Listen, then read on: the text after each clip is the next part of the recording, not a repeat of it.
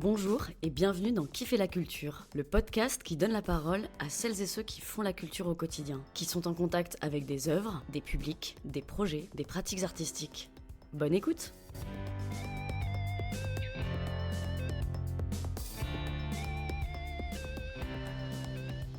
Dans cet épisode, nous rencontrons Bénédicte Bach et Benjamin Kiffel au sein de leur galerie La Pierre Large à Strasbourg. Cette galerie, pas comme les autres, est un lieu vivant qui pratique la médiation et la pédagogie du détour avec des publics très variés. La passion et la transmission sont au cœur de son activité. Bénédicte et Benjamin nous parleront aussi de leur participation au projet de l'Industrie Magnifique qui met en lien artistes et entreprises et de leur vision du mécénat culturel.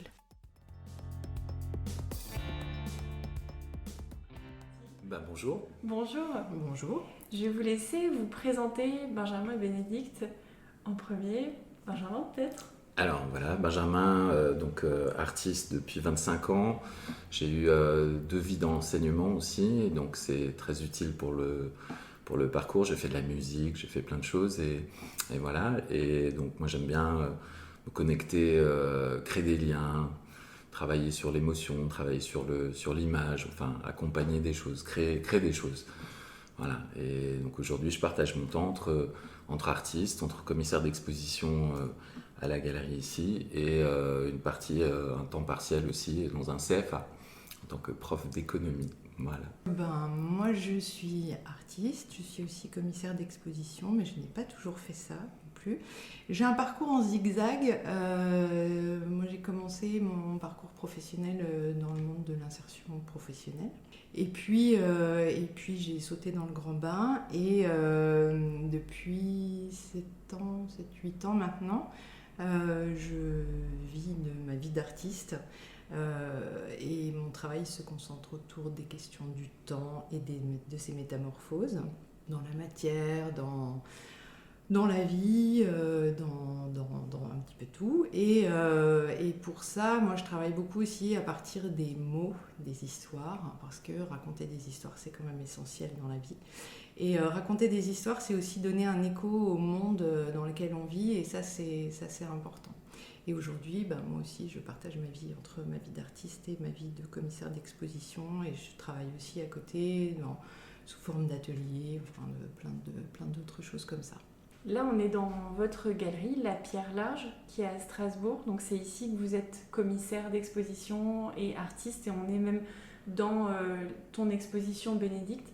On est vraiment au milieu, voilà, pour décrire aux éditeurs. Je voulais revenir sur le fonctionnement de votre galerie, enfin en tout cas la vie de votre galerie, parce qu'il se passe beaucoup de choses ici. Il y a beaucoup de profils différents qui viennent, qui prennent leur marque. Comment vous partagez le temps de la galerie, à qui elle est ouverte et voilà, et qu'est-ce qui se passe en fait ici ? Alors peut-être juste avant de répondre à toutes tes questions, c'est une galerie qui a une histoire assez longue, et si elle est ce qu'elle est aujourd'hui, c'est un petit peu le produit de cette histoire-là.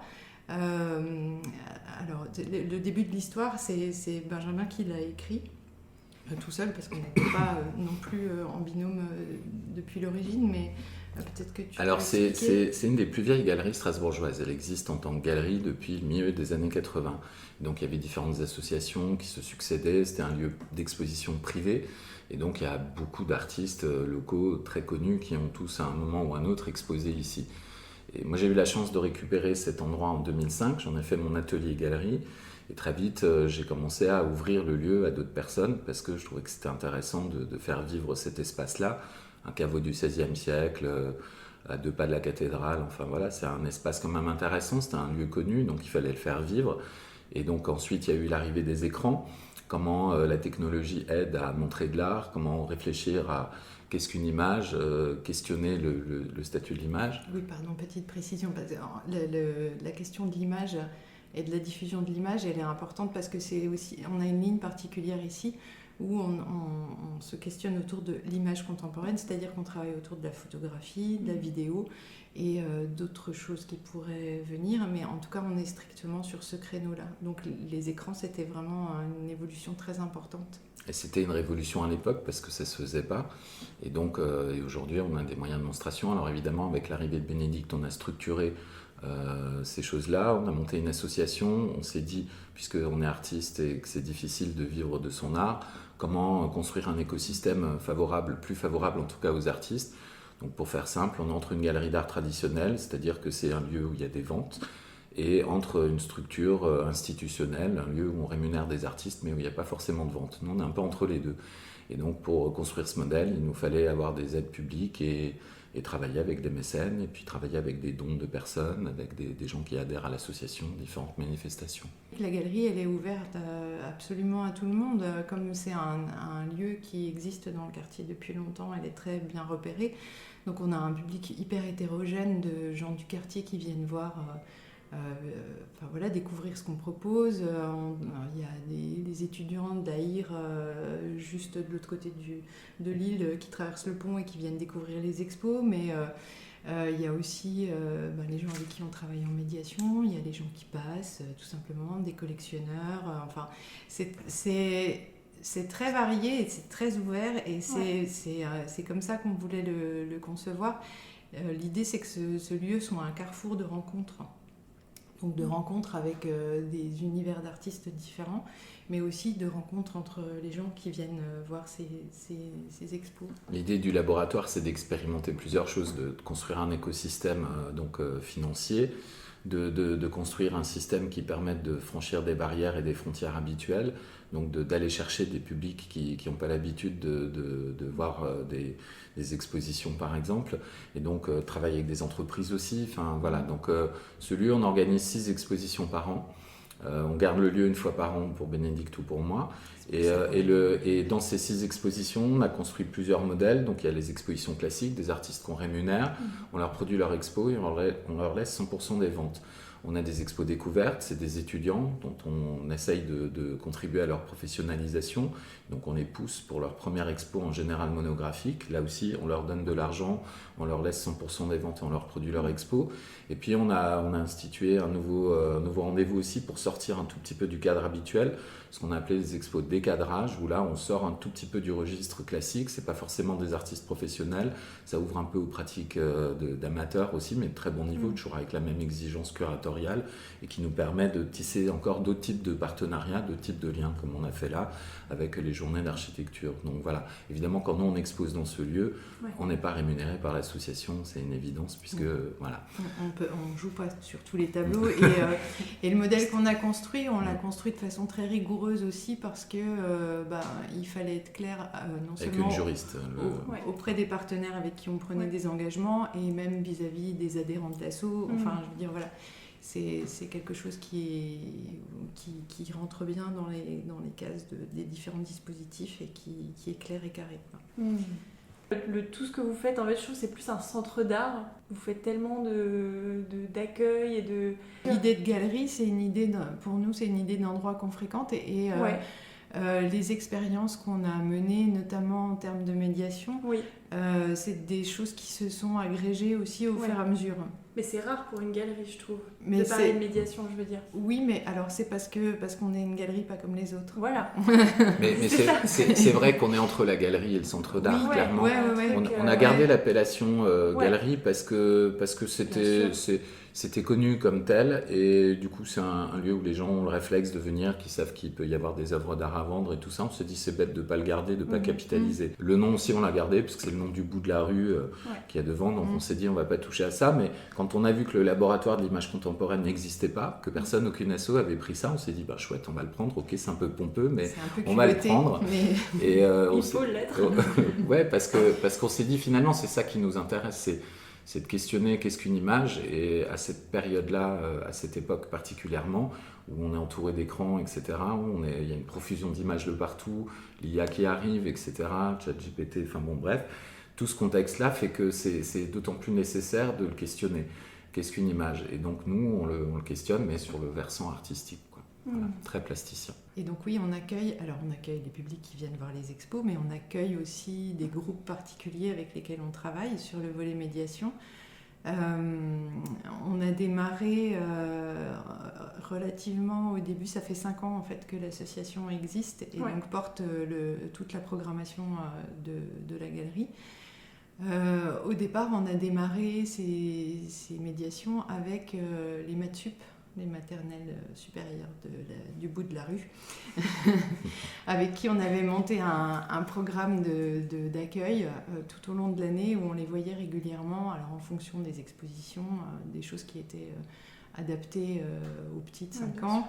Et on avait mis en place avec l'Institut tout un programme de production aussi, post-visite galerie. Donc il y avait à la fois une découverte des images, une compréhension de ce qui se jouait à l'image, et ensuite un retravail plastique avec différents moyens de trucs. Enfin voilà, ils ont dessiné de la lumière, fait plein de trucs. Et voilà. Et ça, c'est quelque chose qu'on a fait jusqu'au Covid.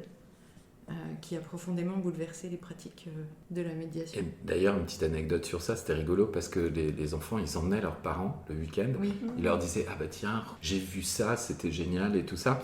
Et d'expliquer par exemple ce que c'est la profondeur de champ des enfants de 5 ans qui s'en rappellent quand ils emmènent leurs parents, je trouvais ça génial et on trouvait ça très enrichissant.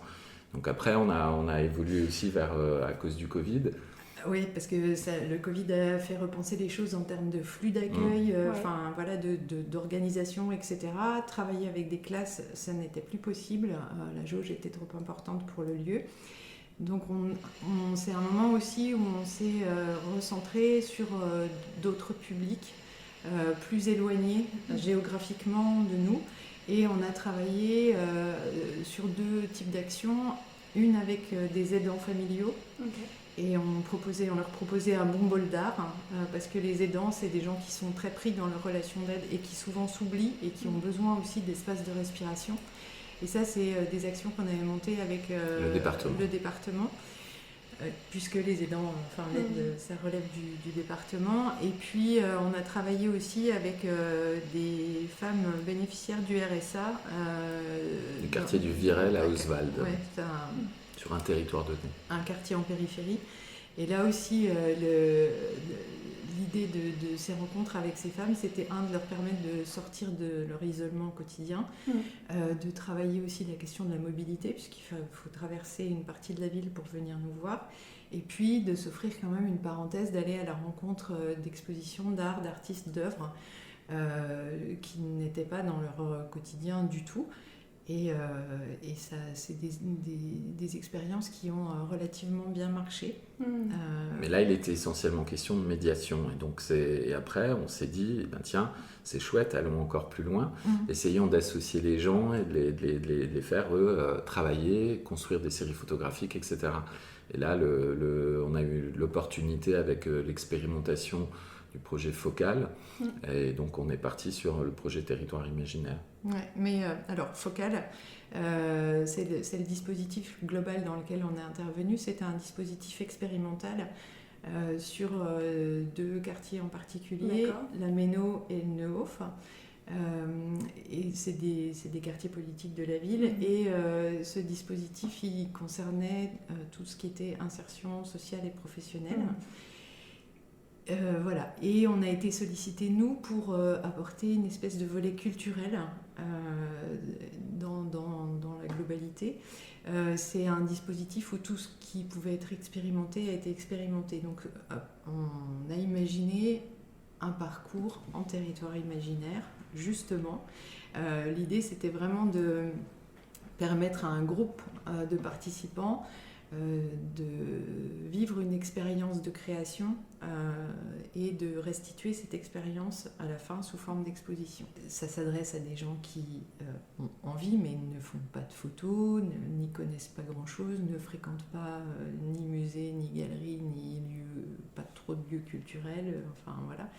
Donc ça a été pour nous super intéressant de voir comment tisser un lien d'abord et comment ouvrir ces portes qui n'étaient pas ouvertes pour eux et comment leur permettre, leur donner les moyens d'y arriver, d'y aller, etc.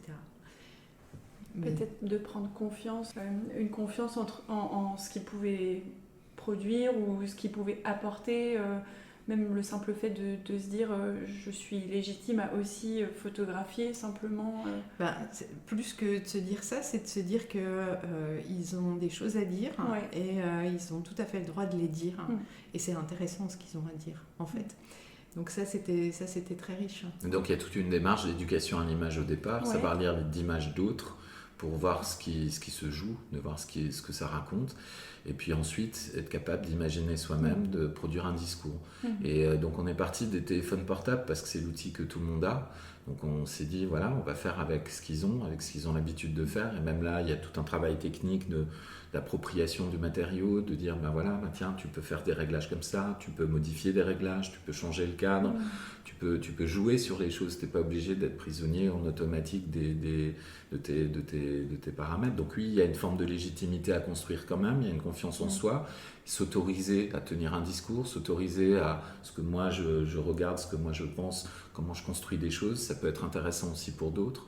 Et donc comme il y a toujours la dynamique collective aussi, puisque à chaque fois on débriefe chaque travaux ensemble, et donc il passe un peu sur le grill, nous on en parle, il les envoie, puis chacun comprend aussi avec les erreurs des autres comment il peut avancer lui. Et ça c'est vachement intéressant aussi, parce que du coup on croit toujours que c'est une dimension que subjective, une bonne image. Non, c'est pas subjectif, il y a des constructions qui font qu'il y a des images qui fonctionnent très bien, et il y en a d'autres qui fonctionnent moins bien.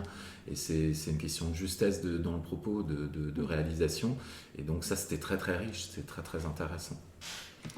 Et qu'est-ce qui est fait de ce travail ensuite, de ce travail artistique ? Il est montré. Il est montré. On a eu une phase d'expérimentation de cette action Territoire Imaginaire entre 2022 et début 2023, avec 2 groupes différents. Un premier groupe dont on a fait une restitution à la galerie ici. C'était en fin d'année 2022. Et en 2023, à l'issue du travail avec le deuxième groupe, on a rassemblé tout ce qui avait été produit et ça a été montré dans les médiathèques de la Méno et du Neuhof. Donc un retour sur le territoire de résidence des participants. Et c'était un grand moment à la fois de fierté pour eux, pour nous aussi, parce qu'ils ont hyper bien travaillé. C'était impressionnant de voir comment les gens sont rentrés dans l'action, comment ils se sont saisis des choses et comment, ça a été une vraie tribune pour eux, et ils ont sorti des séries photos qui étaient puissantes en fait.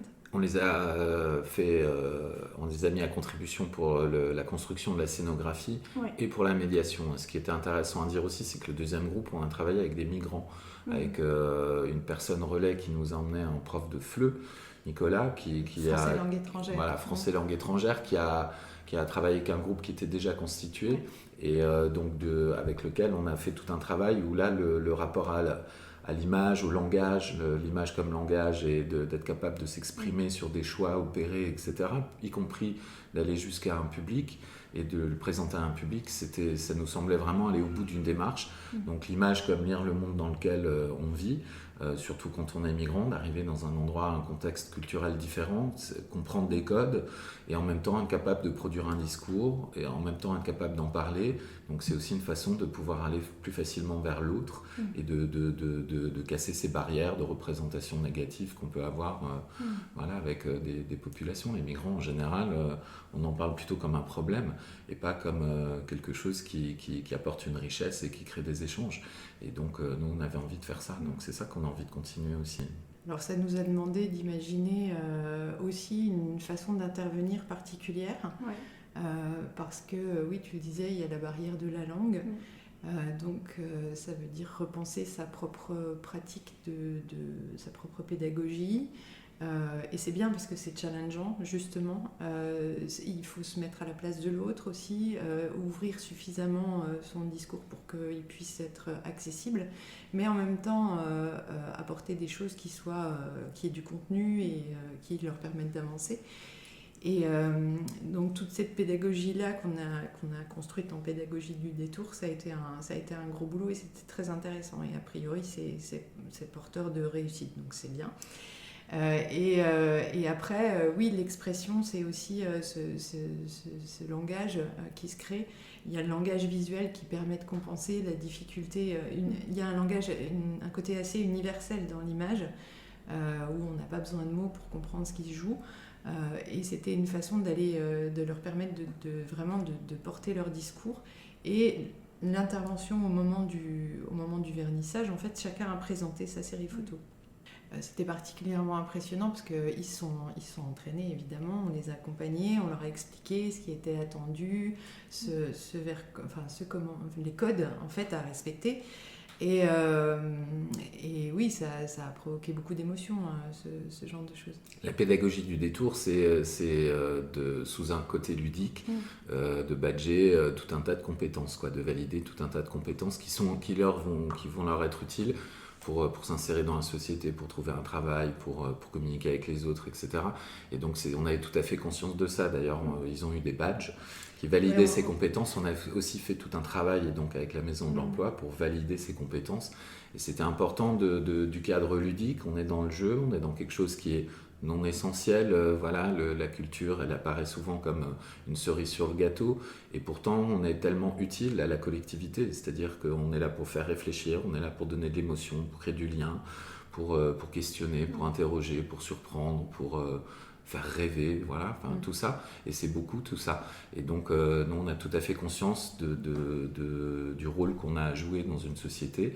Et c'est pour ça qu'on essaye de pousser les curseurs à chaque fois un peu plus loin, que ce soit dans le milieu associatif, avec les entreprises, que ce soit avec le public habituel, avec des collectionneurs, avec des institutions. Enfin voilà, toute ouverture, tout échange est toujours une richesse. Territoire imaginaire, donc c'est une expérimentation qu'on a faite sur l'année 2022 et 2023 avec 2 groupes différents. Et c'est une expérimentation qui a été extrêmement satisfaisante. Donc le cadre dans lequel on l'a faite, focal, ce dispositif expérimental, c'est terminé, c'est clos. Donc aujourd'hui, l'idée, ça a très bien marché aussi, le partenariat qu'on a mis en place avec la Maison de l'Emploi.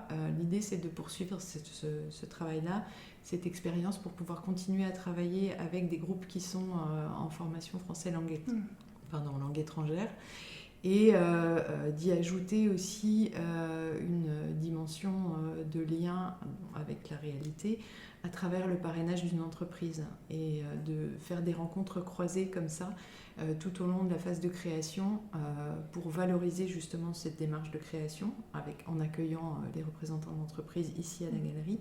Et inversement, en accompagnant aussi les participants en entreprise pour qu'ils découvrent aussi une partie de cette réalité-là. Et pourquoi pas des pistes après pour eux. Enfin, c'est aussi une façon de décoder le monde dans lequel on vit. Et dans notre façon de travailler, on n'aime pas être isolé, c'est-à-dire que l'art n'est pas hors sol par rapport à la réalité. Donc la réalité, c'est un monde économique, ce sont des entreprises, c'est l'État, c'est des structures sociales, c'est des gens qui ont des inégalités, etc., multiples et variées. Et donc comment tisser quelque chose où l'artistique peut essayer d'apporter des réponses, peut donner du baume au cœur, peut créer des liens des passerelles entre tous ces mondes-là. C'est là où, justement, je trouve que vous faites vraiment le pont entre la poésie et le concret, en fait, de se dire, il y a des situations concrètes, mais on va y apporter une éducation à l'image, une introduction, une confiance, et en fait, tout ça, peut-être même sans s'en rendre compte, mène à l'émotion, la poésie. Donc il y a, je trouve que vraiment, vous faites ce pont-là. La poésie pour tous. Ouais. Donc on essaye de l'apporter. Et puis la poésie, c'est la vie. Mais c'est aussi peut-être parce que je crois qu'on a la chance individuellement de pouvoir être touché par des œuvres, d'avoir accès à tout un ensemble de choses, une richesse de création, que ça donne envie de le partager aussi avec des autres. Et c'est en le partageant avec les autres qu'on démultiplie ces émotions-là. Donc c'est peut-être une façon d'être et en tout cas une posture de vie qui me semble assez intéressante, surtout quand on vit en société ensemble. C'est ça, c'est l'émotion qui se vit... qui se partage. On a eu la chance d'avoir beaucoup d'aventures de ce type-là. Et puis c'est aussi un peu notre profil, parce que venant du monde de l'éducation et tout ça, forcément il y a cette dimension-là aussi qui compte et qui nous fait pas du tout peur, ce qui peut parfois poser un frein. Nous, c'est pas du tout un frein. Nous, plus il y a de gens avec qui on va communiquer, mieux c'est. Donc on n'a jamais de problème avec ça. Et donc faire preuve de pédagogie, ça fait aussi partie je pense, d'une nécessité d'un travail d'artiste aujourd'hui. Et pour revenir sur votre lien à l'entreprise, j'aimerais bien qu'on parle de votre expérience avec l'entreprise, justement, j'ai envie de dire même en entreprise, mais pas comme on le pense, parce que vous avez tous les deux participé à un très beau projet, donc l'Industrie Magnifique. Donc j'aimerais bien que vous m'en parliez un peu et que est-ce que vous pouvez me présenter d'ailleurs le projet l'Industrie Magnifique? Alors l'Industrie Magnifique, c'est quoi? je vais prendre une autre casquette là. Voilà. On est multicasquette en fait et l'Industrie Magnifique c'est un mouvement et il y a une association qui porte ce mouvement pour l'instant qui s'appelle Industrie et Territoire et il se trouve que je suis membre de cette association. Alors, l'Industrie Magnifique, c'est un mouvement qui à la fois valorise la création sur un territoire et qui rapproche artistes et industrie pour travailler justement sur une création commune et la partager ensuite avec l'ensemble des habitants de ce territoire et au-delà, puisque ça se traduit concrètement par un acte d'exposition où les œuvres qui sont créées sont des œuvres monumentales et sont placées sur des places de la ville. Voilà. Donc ça transforme les villes en musées à ciel ouvert. C'est assez impressionnant à vivre, c'est génial. Et à partager comme ça transforme réellement la physionomie d'une ville. Donc ça c'est chouette. Il y a beaucoup de choses de similitudes qui existent entre l'art et l'entreprise, l'industrie, dans les process de création, dans les ateliers. Donc finalement, la rencontre, elle se fait assez facilement. Enfin, ça matche bien et ça donne des créations qui sont super impressionnantes. Est-ce que vous aviez chacun des préjugés ou peut-être des peurs en allant vers justement l'industrie en se disant, parce que là tu as dit en fait il y a beaucoup de similitudes, ça se ressemble beaucoup, mais on peut aussi se dire en fait ça peut être aussi Alors ça peut oui il peut y avoir il y a des représentations qui ont la vie dure. Pas tant que ça nous concernant. Ça va mieux. Moi je dois reconnaître que c'était un peu le contraire en fait. Moi j'avais très envie d'aller explorer ce genre d'univers parce que justement c'est un univers où mais il y a des savoir-faire, il y a des vrais gens, il y a des ouvriers, il y a tout un monde qui est invisible et dont on parle jamais, qu'on met jamais en avant et c'était plutôt intéressant d'aller découvrir ces univers-là et de les mettre un peu en lumière. Ça nous semblait aussi être une belle occasion de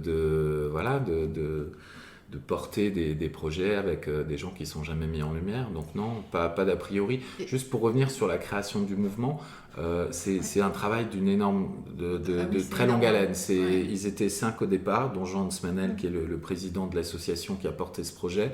C'est soulever des montagnes de faire ça, parce que c'est une première mondiale en fait, d'associer autant d'industriels en même temps, qui s'associent à des artistes en même temps, qui construisent des choses dans un temps long pour produire une œuvre pour un territoire, pour faire rayonner un territoire. C'était une première mondiale et ça a fait plus de 300 000 personnes. Donc c'est le deuxième événement le plus vu à Strasbourg, après le marché de Noël. Donc ça a été un retentissement énorme qui a traversé largement les frontières françaises. Il y a eu des retombées de presse jusqu'en Chine et ailleurs.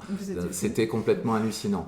Et donc nous, après la première édition, quand il nous a demandé si on voulait filer un coup de main, on a dit évidemment, bien sûr, dans la mesure de notre temps disponible et de notre engagement possible, bien sûr, avec plaisir, parce que le projet est complètement dingue. Et ce projet est dingue et de rassembler ces mondes et de voir qu'il y a en effet des choses qui sont très proches. Et c'est génial. Alors évidemment, ces collaborations peuvent être multiples. C'est-à-dire que nous, on a eu de la chance de travailler au long cours, d'aller très régulièrement dans les industries, d'avoir eu carte blanche totalement, mais les collaborations peuvent se jouer à des degrés très divers. Et il n'y a pas une seule façon de le faire, il n'y a pas eu un seul protocole. Il y a des entreprises qui sont arrivées avec leurs artistes, il y a des entreprises qui n'avaient pas d'artistes à qui on a présenté tout un tas d'artistes et puis ça a matché avec un projet. Il y a des artistes qui sont arrivés avec leur entreprise qui ont dit tiens ce serait génial, qui avaient déjà l'habitude de travailler avec des mécènes et donc qui les ont embarqués là-dedans. Enfin il y a eu plein d'aventures différentes. Donc En termes de commissariat d'exposition, c'est impossible de le créer de façon linéaire. Donc, il y a eu évidemment des dossiers, des gens qui présentaient. Il y a eu beaucoup d'acteurs sur le territoire qui étaient impliqués sur toutes ces choses-là. Mais le commissariat était complètement multiple. Il ne pouvait être que multiple puisque d'abord, ce qui est au cœur, c'est le projet. Et un projet qui fonctionne entre un industriel et un artiste. Et là, il faut qu'il y ait quelque chose qui matche, qui fonctionne. Et après, c'est le début d'une aventure complexe, parce que riche et complexe, passionnante, parce que chacun sort de sa zone de confort et chacun se met en danger et chacun apprend de l'autre, apprend d'autres mondes. Et puis, il y a des collaborations qui se créent, des liens qui se tissent. On continue d'avoir des relations avec les gens avec lesquels on a travaillé il y a 5 ans, 6 ans. Et c'est génial parce qu'on a gagné quelque chose de très solide. Le lien est très solide. Au-delà de l'aventure humaine, au-delà de la beauté de l'œuvre coproduite et de toutes ces histoires humaines, au-delà de l'émotion, c'est aussi des liens qui sont très forts et qui sont durables. Et ça, c'est passionnant. Et justement, les œuvres, est-ce qu'on peut en parler? Vers quelles industries vous étiez partis? Alors, moi,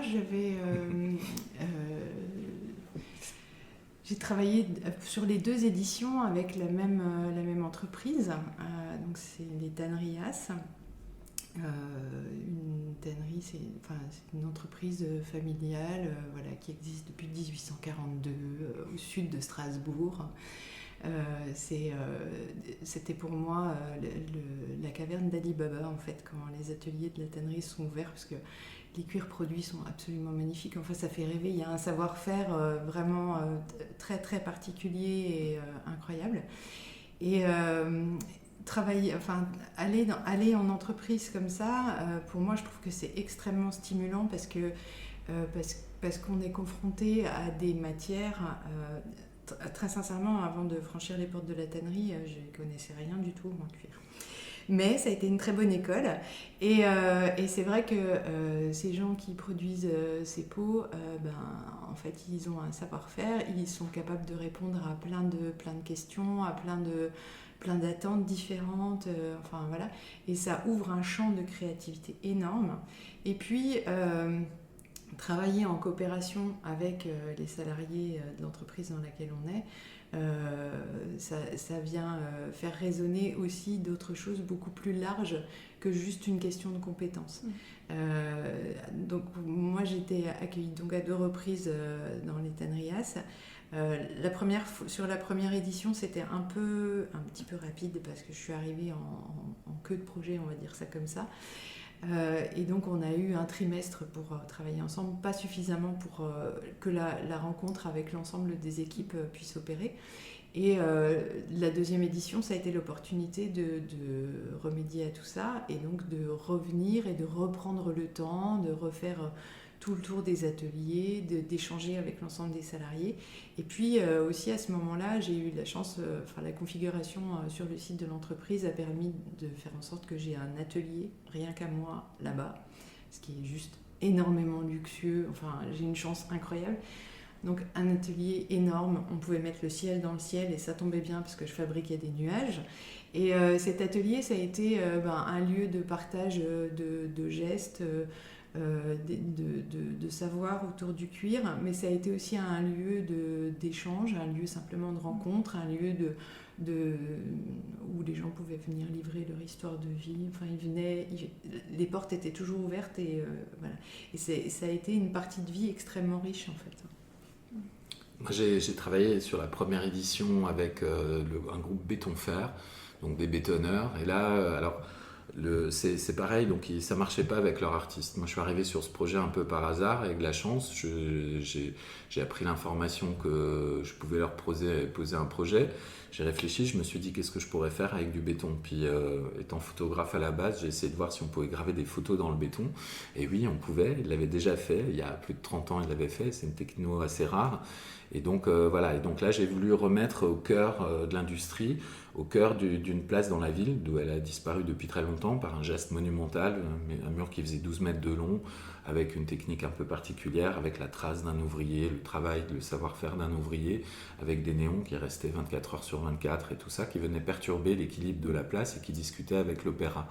Et donc c'était faire un geste très fort, et ce qui était émouvant, c'est qu'il y avait tous les salariés du groupe qui étaient venus un samedi après-midi toucher leur matière, voir leur matière et avoir une autre noblesse de cette matière qui est plutôt, en général, quand on dit bétonné, c'est plutôt pas bien vu, alors que bizarrement c'est un produit qui est pas si peu écologique que ça, qui dure beaucoup, qui coûte pas très cher à produire.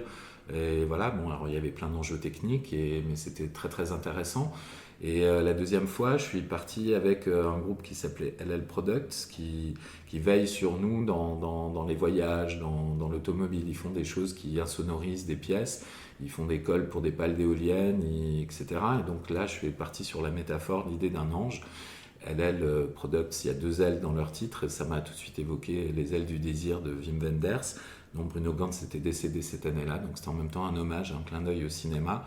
Et donc là, on a fait une sculpture 3D qui est restée 5 mètres, qui fait 5 mètres de haut, qui est devant l'hôtel du département et qui va retourner chez lui, parce qu'après, elles ont une autre vie. Après l'exposition, elles retournent chez les entreprises, elles restent sur des places publiques. Enfin voilà, c'est pas juste un coup à un moment donné. Il y a toute une histoire qui se joue aussi au travers de ça. Et ça, c'est intéressant. Donc c'est une collaboration très riche. C'est des mois, c'est une année de travail. Il y a eu le Covid aussi, mais c'est une année de travail. J'ai eu la chance d'avoir une équipe de 15 personnes qui travaillaient avec moi. Donc je suis arrivé avec le projet, il a été validé. Et puis après, on part d'une feuille blanche tous ensemble. Et donc le projet, il avance en co-construction réellement. C'est-à-dire que l'ingénieur, il m'a trouvé le bon mix entre du blanc et du translucide pour que la lumière puisse passer, pour qu'il soit quand même irréel, puisque je travaille beaucoup avec la lumière dans les œuvres. Donc à chaque étape, ils étaient totalement associés. On est maître à bord, on pilote le projet, mais en même temps, on fait bouger des lignes dans les équipes.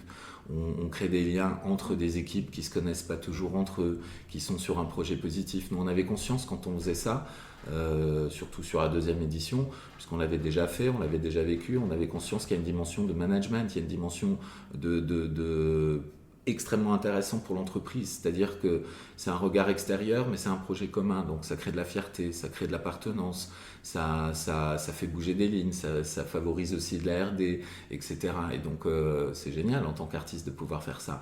Et après, il y a une énorme fierté, une fierté du devoir accompli, parce que c'est des timings quand même très serrés, il y a des contraintes, c'est très complexe, l'espace public. L'espace public, oui. Et c'est passionnant, quoi, ça. Mais oui, tu disais, il y a une fierté, c'est vrai, après la 2e édition. La tannerie, elle n'est pas très loin de Strasbourg, mais c'est plutôt sur le bassin de vie de Célestat, Colmar, donc un peu plus au sud. Et donc naturellement, les gens qui travaillent là-bas ne viennent pas forcément à Strasbourg. Venir à Strasbourg, c'est un peu un événement. Et là, moi, ça me tenait vraiment à cœur qu'ils puissent profiter de l'installation quand elle était en exposition. Et oui, ils sont venus, voilà, ne serait-ce que pour vérifier que l'installation qu'on avait fait, les nuages en cuir qui flottaient dans la rue, c'était quand même bien la plus belle œuvre, en toute objectivité, bien sûr. Donc oui, mais c'était marrant parce qu'ils ont vraiment pris le temps de faire le tour du parcours, regarder les autres œuvres. Et alors évidemment, c'était avec un petit parti pré-chauvin, mais bon, voilà. Mais oui, ça ouvre d'autres perspectives et ça amène les gens à aller regarder plus loin que ce qu'ils auraient imaginé juste voir, quoi. C'est une fierté de représenter des gens qui sont invisibles, et quels qu'ils soient, et moi j'ai ressenti une très grande fierté. Et donc j'étais en première ligne d'un projet collectif, et ça c'est très riche. Et on était les seuls artistes à avoir produit un film sur toute l'histoire, parce qu'il y a l'œuvre à la fin, mais il y a toute l'aventure. Et c'est vrai que c'est très long de construire un film, mais on voulait leur offrir aussi à la fin de l'aventure une trace, une mémoire de cette aventure collective, pour qu'ils puissent s'y retrouver. on a mis un point d'orgue à ça parce que c'est important, parce que cette aventure, elle est extrêmement riche et donc on nous en parle encore aujourd'hui. Il y a évidemment, tout le monde l'a vu, ça a été un projecteur fantastique pour notre travail d'artiste, bien sûr, mais en même temps, les liens qui ont été tissés, ils sont tellement importants.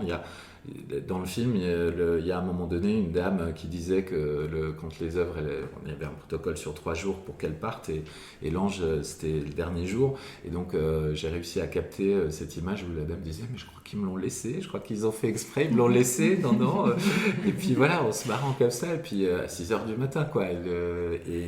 Et donc, il y a ça, il y a des larmes qui ont coulé, il y a beaucoup d'émotions. Et quand on attendait la presse avec John Blancano, le DG de LL, et il y a une dame qui venait, on sortait du Covid, c'était une première exposition, on ne savait même pas si on pouvait le faire et tout ça, qui venait pareil, ému aux larmes, et là ils se rendaient compte de la portée d'un geste artistique, de la puissance, eux qui n'ont pas l'habitude de voir le résultat, leurs clients c'est ok, c'est quand tout va bien, il n'y a pas de retour, mais on ne les met jamais en lumière, et donc nous, on a une vraie responsabilité aussi sociétale sur ça, de mettre en lumière des gens qui ne sont pas toujours mis en lumière, et c'est une fierté. Et cette manifestation-là, ça permet exactement ça. C'est-à-dire que, effectivement, tout ce qui se joue en amont de l'exposition, c'est d'une extrême richesse, et c'est des choses alors qui sont partagées tout au long du process. Par des échos, sur les réseaux sociaux, différents canaux, voilà. Mais c'est vrai qu'on a capitalisé, nous, tout un ensemble d'images pour retracer ça à la fin. C'est quelque chose sur lequel le mouvement est attentif, parce que certes il y a l'exposition et ça donne à voir des choses, et là tu parlais des savoir-faire, de la mise en avant, en valeur de gens qu'on ne voit pas, dont on ne parle pas habituellement. Oui, et le fait d'être régulièrement à pied d'œuvre pendant le temps de l'exposition, c'était aussi une façon de partager. En fait, quand on est artiste et qu'on est à pied d'œuvre, les gens viennent et ils regardent, ils s'interrogent sur la matière qu'on a utilisée, comment ça marche, la technique, comment est-ce qu'on fait pour fabriquer tel ou tel produit, sur l'histoire. Et finalement, on devient des espèces je sais pas, je dirais des VRP parce qu'on fait partager par le biais d'une œuvre qui va interpeller les gens et qui va leur provoquer des émotions. En fait, on arrive à faire passer aussi tout un ensemble d'informations qui dépassent largement ce cadre. Et ça donne une autre image, parce que pour des jeunes, par exemple, de se dire tiens, c'est super cette boîte, voilà. Donc ça décloisonne aussi ça. Nous, on n'a aucun problème avec ça. On n'est pas des VRP comme tu disais. Non, mais VRP, c'est pas le bon terme, parce que j'ai pas trouvé d'autres trucs. Mais c'est-à-dire que c'est pas antinomique. Nous, on a notre parcours d'artiste, on a notre honnêteté, on a notre intégrité, mais on s'approprie aussi la vie de ces entreprises qui ont leur propre intégrité. Oui. On nous a laissé totalement mettre à bord, il faut le dire. Et puis pour le territoire, c'est génial aussi, parce que 2 mots sur le territoire. Pour le territoire, c'est peu d'investissement pour des retombées mondiales. On en parlait tout à l'heure, exceptionnelles. Ouais. Donc, parce que le budget, c'est 80% privé, 20% public. Donc, c'est pas grand-chose pour le territoire. Et c'est un engagement fort, parce que dans ce territoire, oui, il y a des industries, oui, il y a des artistes, oui, il y a un public. Et tout ce monde-là, on peut le tisser ensemble dans quelque chose de joyeux. Et ça fait du bien, des choses joyeuses, parce que mettre des œuvres dans l'espace public et de façon inattendue, c'est surprenant. Les gens, après, ça leur manquait. C'est-à-dire, mais mince, il est où le mammouth, il est où le truc, etc. Et donc, même nous, ça nous manquait. Pas juste les nôtres, l'ensemble, le parcours, parce que c'est de se promener habituellement dans une ville qu'on connaît et de voir au détour d'une place, tiens, une surprise, boum, quelque chose qui était inattendu, c'est génial. Et donc, il y a ce côté ludique aussi. Donc, pour le territoire, c'est d'une très grande richesse. Le fait de transformer la ville, ça a permis aux gens de se réapproprier un espace qu'ils connaissaient trop bien et qui était devenu un petit peu invisible. Donc en chahutant l'horizon ici ou là comme ça, en fait ça réinterroge sur son propre espace. Et ça, c'était vraiment intéressant. Et nous, comme d'habitude, ce qui nous intéresse, c'est de faire des choses là on les attend pas. Et donc c'est génial de produire une œuvre et de la mettre à la rencontre d'un public de façon XXL dans un lieu où on s'attend pas à la voir. Et ça, évidemment, ça, on adore. Comme aller en entreprise, comme essayer de tisser des liens différents, franchir des frontières inhabituelles, etc. Tout ça, ça rentre dans notre ADN profond du sens de ce que c'est d'être un artiste au XXIe siècle. Et alors après, c'est vrai que la durée d'exposition, elle peut paraître un peu courte, puisque ça dure 11 jours. Mais c'est lié au fait que on occupe beaucoup d'espace public, donc il y a beaucoup de contraintes. Et puis ensuite, ces œuvres, alors c'est le temps d'une exposition éphémère, mais il y a un temps d'exposition permanent ensuite, où on en parlait rapidement tout à l'heure. En fait, il y a tout un parcours qui s'appelle le parcours des Magnifiques, qui sème sur le territoire. Les œuvres, tu disais, ensuite retournent parfois dans l'entreprise où elles ont été créées. Elles servent un peu d'œuvres totem, en fait. Mais certaines sont dans l'espace public, voilà. Et donc il y a une carte qui existe et qui est élargie au fur et à mesure, voilà, en fonction des œuvres qui sont réinstallées ou du lieu où elles sont déplacées, voilà. Avec les conditions d'accès, où certaines sont visibles H24 librement, d'autres en entreprise, il y a certaines conditions, etc. Mais ça permet aussi au public de se saisir de ces œuvres tout le temps. Et voilà, la vie ne s'arrête pas à la fin de l'exposition, ça continue. Et tu parlais de contraintes avant, là on a beaucoup appris aussi parce que c'est très intéressant, donc cette multiplication de réunions, ça aussi on ne le voit pas avec les commissions de sécurité, les calculs de renversement, etc. L'espace public c'est très complexe et heureusement c'est normal, c'est très encadré. Et en tant qu'artiste, on a beaucoup appris des choses comme ça et ça nous aide aussi dans notre pratique aujourd'hui, ça nous aide dans les projets qu'on propose aussi par ailleurs parce qu'on intègre tout de suite toutes ces données-là et donc ces expériences, elles nous enrichissent aussi dans notre propre pratique artistique. Elles nous ouvrent des perspectives, parfois on peut continuer à travailler avec les mêmes personnes, y compris être leur commanditaire parfois de certaines pièces, ça peut être intéressant, donc ça peut renverser aussi les choses. Et en tout cas, ça ouvre des champs possibles qui sont de plus en plus larges pour nous dans notre pratique, dans notre création. Et ça, c'est aussi très très important parce que finalement, plus nous aussi on tisse, on sème des pierres, quoi. On essaye d'avancer, de bâtir, de construire des choses qui font sens. Ça nourrit aussi ça nourrit notre propre réflexion. Mais c'est toujours une histoire d'interaction en fait, et c'est une interaction permanente.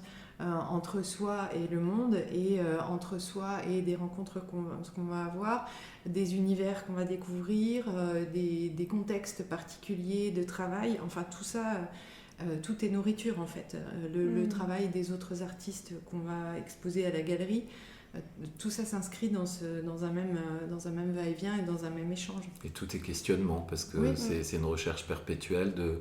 Voilà, on parlait de technologie, comment être en veille pour est-ce que les dispositifs qu'on a, est-ce qu'il va falloir les modifier, les adapter, qu'est-ce qui peut servir à nourrir un propos juste et d'être toujours à l'affût, à l'écoute. Et c'est vrai que c'est intéressant d'avoir aussi cette double casquette parce qu'en effet, ça sort uniquement de son nombril, c'est-à-dire que on n'est pas trop sur notre nombril, on aime bien partager, échanger et faire des choses par ailleurs, mais c'est très riche aussi parce que ça évite de tomber dans l'écueil de la création, d'être uniquement tourné que sur soi. Et finalement, c'est bien comme ça. Alors il faut savoir changer de casquette et aller vite, mais c'est intéressant parce que les questionnements, ils sont toujours utiles pour son propre parcours. Et donc savoir se décentrer parfois, c'est très utile.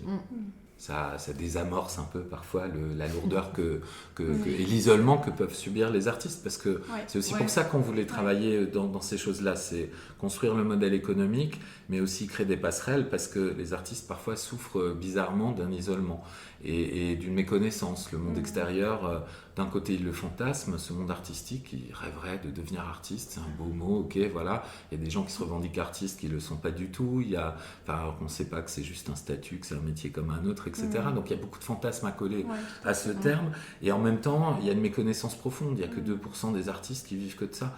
Donc nous on a eu la chance de faire que ça, mais on a eu des périodes aussi très compliquées, et là moi j'ai dû retravailler aussi à côté. Voilà, la vie elle est comme ça, mais qu'importe, c'est pas grave.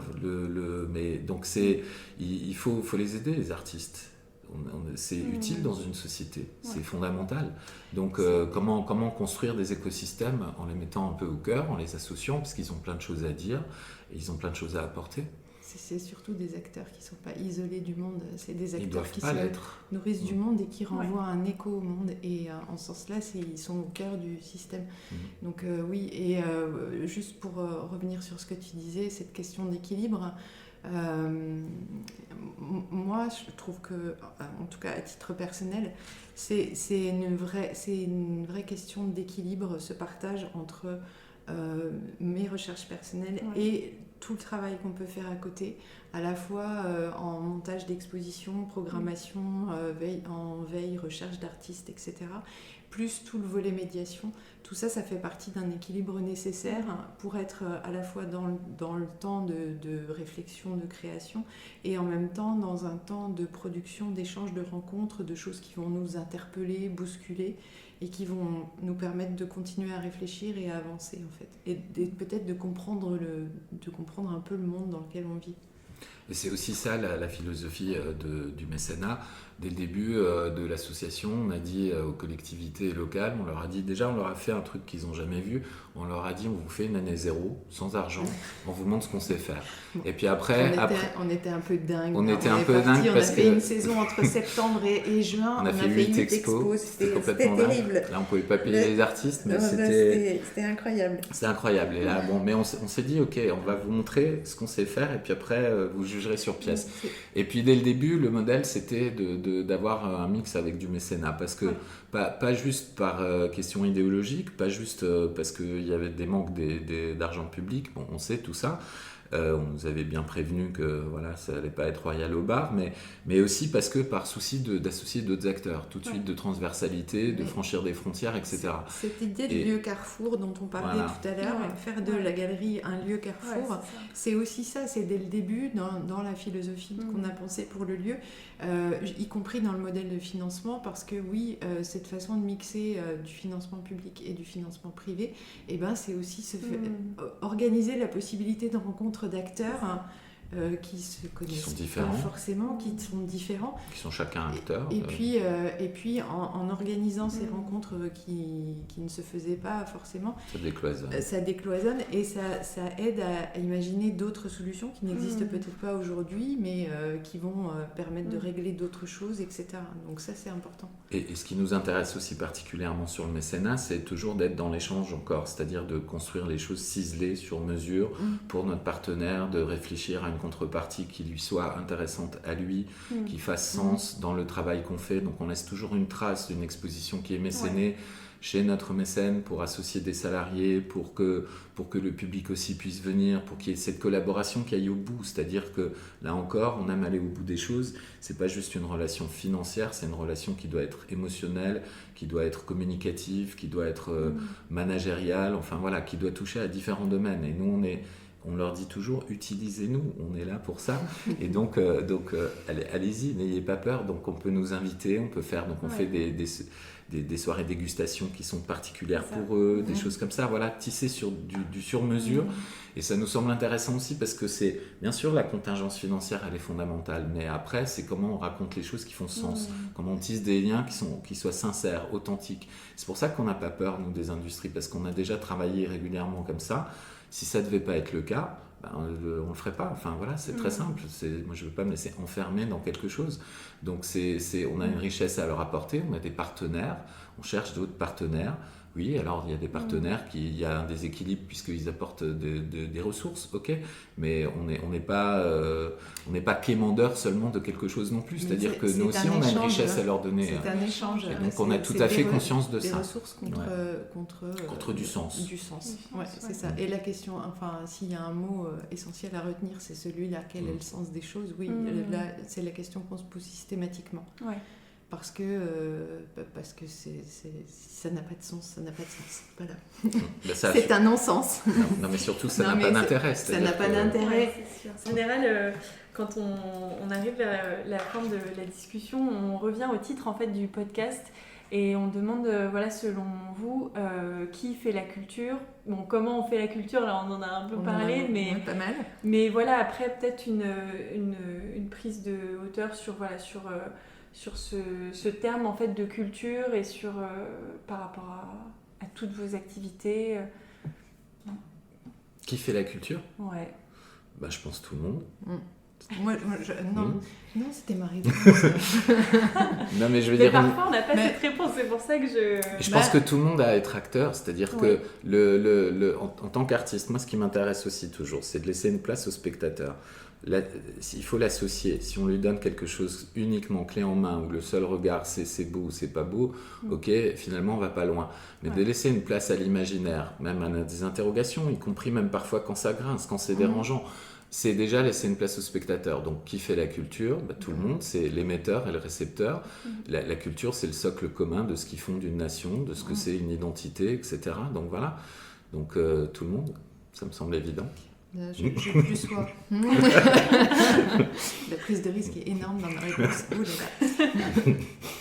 Non mais oui, non, j'ai pas de choses particulières à rajouter. Je suis complètement d'accord avec toi et c'est un élément extrêmement important aujourd'hui. Merci beaucoup. Merci.